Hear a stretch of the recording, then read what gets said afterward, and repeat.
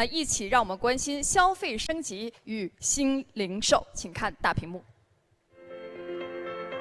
今天，线下体验仍然是城市生活最重要的载体，而消费的升级、互联网与技术的重塑，让都市生活方式发生着深刻的变化。新的需求亟待满足，新的问题等待解决。新零售、新实体、新场景正在此起彼伏地诞生。下一个40年，我们如何在新的市场环境中，让城市生活更具引领性和幸福感？城市商业正在把握机会，成为新生活方式的创造者。城市生活正在诞生更多商业新可能。Welcome, Mr. Joe Weinman, expert of new retail, the author of Digital Discipline.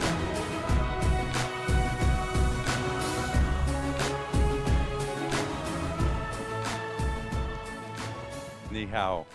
It's a pleasure to be here. I don't have a lot of time, but I will try and speak clearly to save the translators' lives. And what I'd like to talk to you about today is, of course, the new retail. And many people ask what the new retail is, and maybe we'll have an answer at the end of this and during the panel, because I met the panelists at lunch and they're just an amazing group of entrepreneurs and thought leaders. So looking forward to that discussion. But in any event, I'd like to give you some thoughts about the new retail. So the first observation is clear. We live in an era, whether we like it or not, of incredible digital disruption. No industry is immune, as you can see from the charts. And actually, this to me is an entertaining chart because the correct answers are 100%. So it's just that some executives don't yet realize that their industry is being disrupted.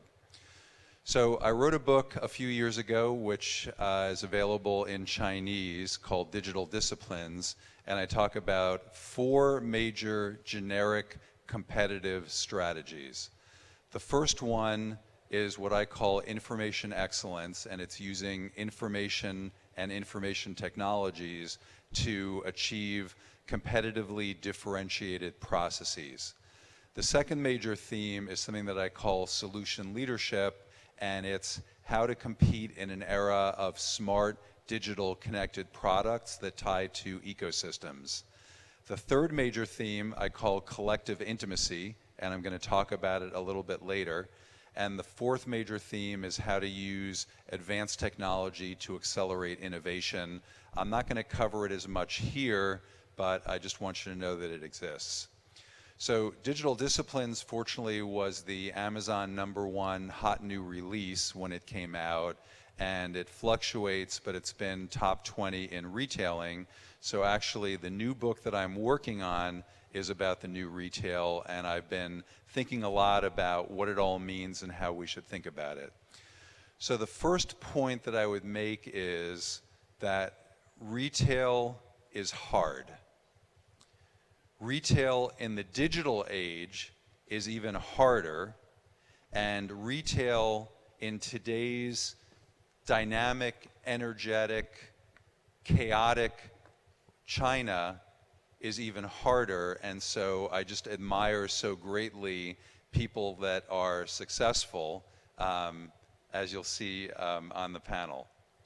So let's start with what's really going on with retail. Obviously, there's the retailer, and that's very important. But of course, even more important than the retailer is the customer. And even more important, perhaps, than both of those is the nature of their relationship. Now, that's complex enough, but these days we have both physical resources to worry about and information resources or virtual resources to worry about. And on top of that, there is the information that's generated by all of these elements. Now, maybe the main thing is we can't talk about the new retail as if it's just one thing, because retail is incredibly complex and varied and dynamic, and it changes every second for every customer and their relationship with every brand and the products they're buying at that moment. So for example, when we think about the retailer, there are many different choices that retailers need to make. What products to carry in their catalog, how to bundle them, how to price them, how to merchandise them, how to sell them, the kind of people that they need and the skills that those people need. So those are a lot of choices. But the other key thing is that customers are not monolithic. They have many different desires and many different modes of shopping. For example, they may be cost conscious, or what we might say is the rational economic buyer. They may be interested in an exotic experience, or they may not want an experience. They may not want to pay for the experience or pay for anything extra. Those of you that are taking photos, I'll wait when I finish building out this slide because you'll like the whole slide. There's the status buyer that's interested in their ego being gratified. There's the efficiency buyer that's concerned about time and cost, and it isn't just economic cost, but it's cognitive, emotional, and physical effort involved in making a purchase. Then, sitting between them, we have relationships across all of the customer journeys and touch points, and one of the main points is that those relationships can range from extreme degrees of anonymity and merely having a rapid transactional relationship versus extremely in-depth relationships. And then lastly, there's what I call the ABCDEFG model, which is attitudes, behaviors, contexts, the demographics, external data that may make sense, and the social network environment and that consumer's goals. So if you want to take a picture of this now, even this isn't complete because in that middle box there are maybe 20 steps, and I've identified more like 150 steps that begin with the retailer's strategy and inventory and merchandising and store layout and things like that. But let's talk about some of the major trends. The first trend is that the consumer marketplace is an extremely complex ecosystem. And therefore, it's not that there is one single strategy that works or one single strategy that works forever. Every retailer needs to determine its own unique position within this entire ecosystem, and it needs to figure out what its unique strategy and brand positioning is going to be. Second thing is there are a whole set of new store formats coming along, and I'm going to cover some of these, so I'm not going to get into much depth on that now. The third major thing is, obviously for thousands of years we had physical stores before the advent of computer technology. Then things went online and we have e-commerce. But today, if there's a single word that describes the world of retail, in my view, it's this word in English, which is digital, the combination of physical and digital. And it doesn't just mean online to offline, because in a world where we have many different types of smart digital connected products, everything gets transformed. Speaking of transformation, a variety of different major things are impacting the supply chain, all the way from commodities and raw materials through suppliers to channels, retailers, and the end product and its use. To make all this happen, people are an important part of the equation. And what's happening is that the position that retailers have with respect to their competition and the context for that is also evolving. Ultimately, we're seeing a much richer type of environment that is much more than merely a sales transaction.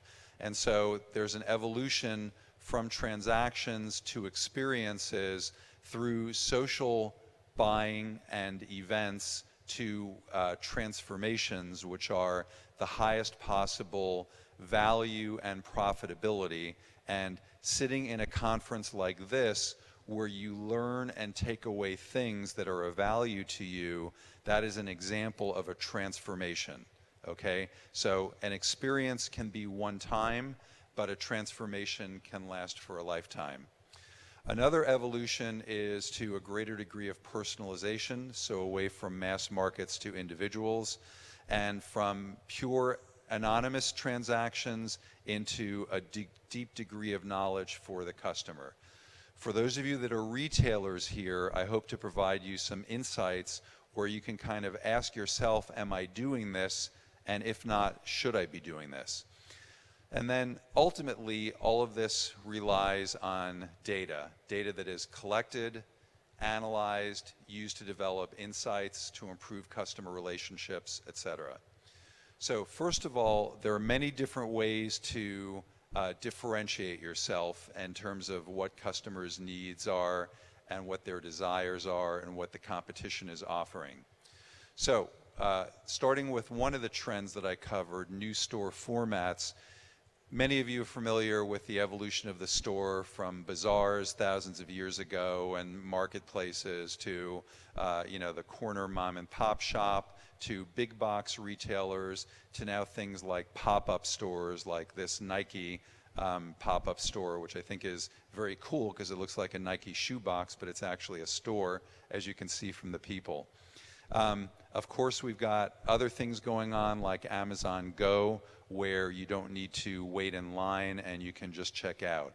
But really, the most interesting store formats, how about a store that you can hold on one finger, like the Amazon Dash button? This is a store, or at least a point of presence to a store, where all you need to do is push a button and you'll get an order replenished from your existing account. These are stores, so as we move to smart speakers or voice-activated devices, you literally can just say in a room like this, as long as there's a speaker nearby, please order me a new chair or a new car or more paper clips. But ultimately, as we move to a world of the Internet of Everything, the store looks like this. Everything is a store. Cars are stores, refrigerators are stores, toasters are stores, because they all will become intelligent and voice activated and responsive. And ultimately, you won't even need any of that, because AI algorithms will determine when you need to replenish something or what you might want. And increasingly, retailers are sending things and you can just send them back if you don't like them. A good example in the US is a company called Stitch Fix, where it's a combination of algorithms and people that put together wardrobes. They mail it to you. If you like it, great, you can wear it. If not, you send it back.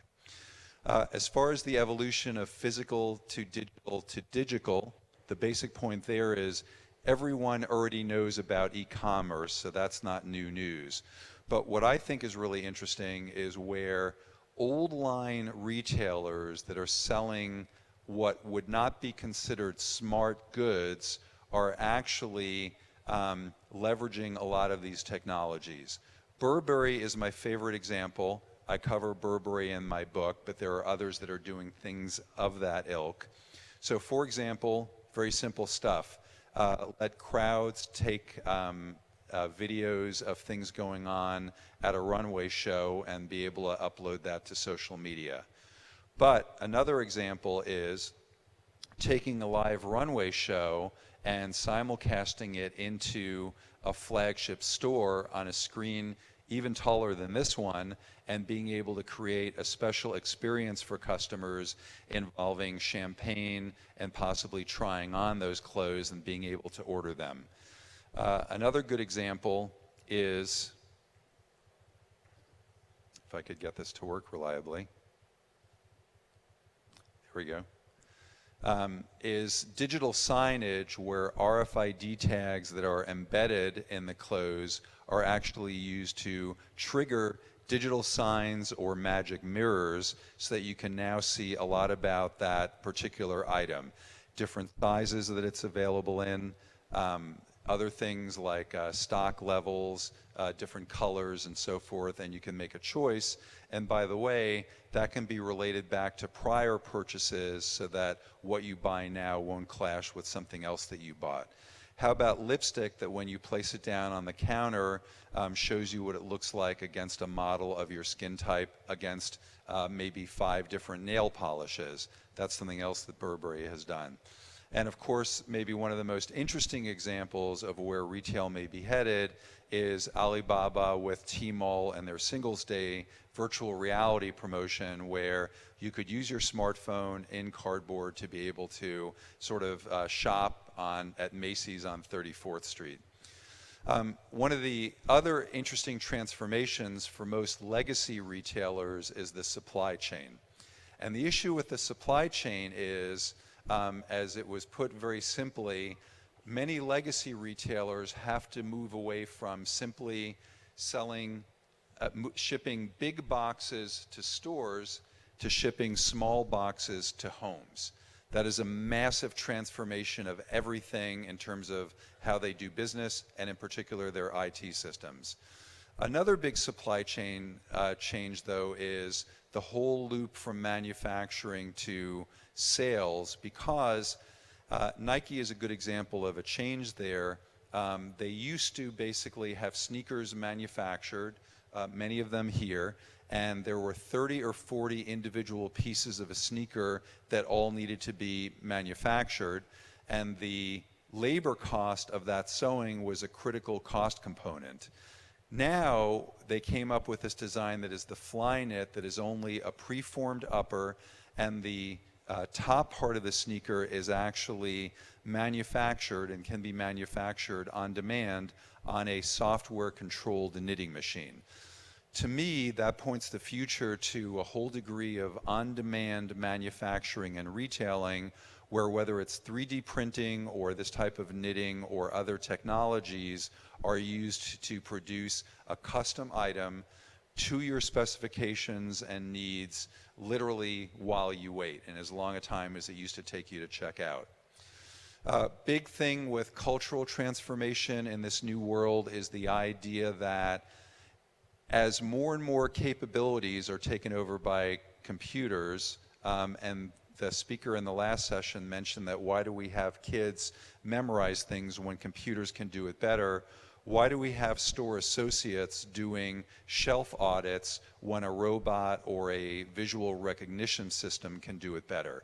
So what we really want is to use machines for mechanical activities and shift the people that we have over to the one thing that, at least for the foreseeable future, they can do better, namely personal interaction. And so Zappos is a great example of that personal interaction, and also the culture changes and the metrics changes. For example, their contact center customer service representatives are not measured on hold time. They'll take as long as you want, and you can chat about the weather with them, because that's the thing that helps build a bond with Zappos. Another good example of reskilling is Kroger, which uses, as wait times get too long at the checkout lanes, people are reassigned from, saying, working in the back room to actually staffing the checkout lanes. One of the main things, of course, is the evolution to experiences, and we think about how do we create a nice store ambiance, but actually experiences goes far beyond that. A good example is Walt Disney World. I don't know what you see in this picture. Do you see a fireworks show? I see a store, okay? People buy stuff like crazy before, during, and after this, because of course it's been such an experience, but you know, it's a retail theme park, you would say, together with retail stores. And then this is an example of the Grove in LA, which is a Caruso property. Sorry about that, at least in the there. And it's a high grossing per square foot retail environment, because people don't go there to buy, they go there to enjoy life, okay? and the fact that they happen to then buy a lot. Yes, they do, but that's not their main purpose for being there. But they visit more frequently, they stay there longer, and they spend more money. Competition, I'm running out of time here a little bit, but basically think about the Amazon Alexa ecosystem, which is some smart speakers. But a good example of how that's evolving is, first of all, you can use those devices to actually buy things. But in addition to that, you can connect to the smart home of the future, and you can control your door locks. You can post on Twitter, which is sort of a little bit like WeChat or Weibo. You can open your door or close your door, but what's really interesting is even though Amazon has both video and music, both streaming services, as well as you can buy physical media, they also put Pandora, which is a competitor, in as part of their service, because the whole point is, just like having other clothing stores in a mall, it's not bad for business, it's good for business because it helps attract customers. Transformations, as I mentioned, are the highest level experience, so stores that can help provide not just an experience, but make it emotional, etc., that's all good. Last thing I'll cover is the evolution from transactions to intimacy. And the key thought there is there are lots of different types of relationships. So, for example, you can have what's called a one-night stand where you're willing to pay more for a very unique experience. But in addition to that, there are other places where you may have a very high market share, but that's based on customer relationships that offer a good deal, and so the profitability may not be as high. In fact, there are dozens of different types of these relationships that just continue to amaze me in terms of how customers want to interact with brands. But where it gets really interesting is this evolution of customer intimacy to collective intimacy. We understand customer intimacy. Not every transaction needs to be profitable. It's the overall relationship. We understand that in addition to that, we need to know more about the customers so that we can provide them better services. We have seen that move online, right, as brands interact with their customers through social media. But what gets really interesting is when we can take data points from all of you and we can feed them up into the cloud and keep all these trillions of data points around and use them to generate better recommendations for each individual. So Netflix in the US is an example of that. It generates movie recommendations. An online seller like JD.com, who we'll see, or 7Fresh, can be another example of that for upsell, cross-sell. Stitch Fix does a high degree of personalization, and there's always the issue of too much intimacy where customers feel that they're intrusive. But the basic point is that in the old days, marketing analytics was often about demographics. How do we segment our customers by age, gender, and zip code to understand how to treat them? But now we want to know more about their attitudes, so what are their values and ethics? We want to understand their behaviors. What do they actually do? And online, that's very easy to do. For example, we know exactly what customers are doing when they're online, but that can be done offline as well. For example, Rebecca Minkoff, a retailer that originated in the US but has gone global, knows what items you've taken into the dressing booth thanks to RFID tags. They know what you left in there, and they know what you searched for when you were on the digital sign or interactive panel within that dressing room. As a result, they know a lot about your behaviors and your context of those behaviors, as well as things like your goals and intents. So this is a rich set of data that can be collected. So ultimately, here's what it comes down to. We start with, how do we get a great customer experience? And a big part of that experience and what impacts it is a perceived value that is higher because the experience is great, thanks to more positive surprises and very few negative surprises. This in turn, I'm just going to have to build this out because the controller, when tied with this greater understanding of relationships with those customers, means that they will increase purchases. And of course, all the underlying infrastructure of the firm is very relevant. I see a lot of people taking pictures, so let me just build this out completely and just I'll talk to it. So I apologize for that complexity, but there you can take your picture now mostly. So the point is that all these things interact with each other. If we have the systems, the culture, the people skills in place to deliver better personalized experiences, and we can collect this data and understanding about what everyone is doing, then we can use that to suggest more relevant products for upsell, cross-sell, which in turn leads to a better customer experience, which in turn leads to increased purchases. In addition to that, we can reduce churn and therefore reduce the costs of customer acquisition and retention, and that customer loyalty can drive a greater customer advocacy through referral marketing or word of mouth, and that in turn means lower costs of acquisition because your customers are acting as your marketing department. Okay, so with that, I'll just say thank you very much, and hopefully that all made sense through the translation. So, 非常感谢. Okay, thank you. Thank you, Mr. Joe Weinman.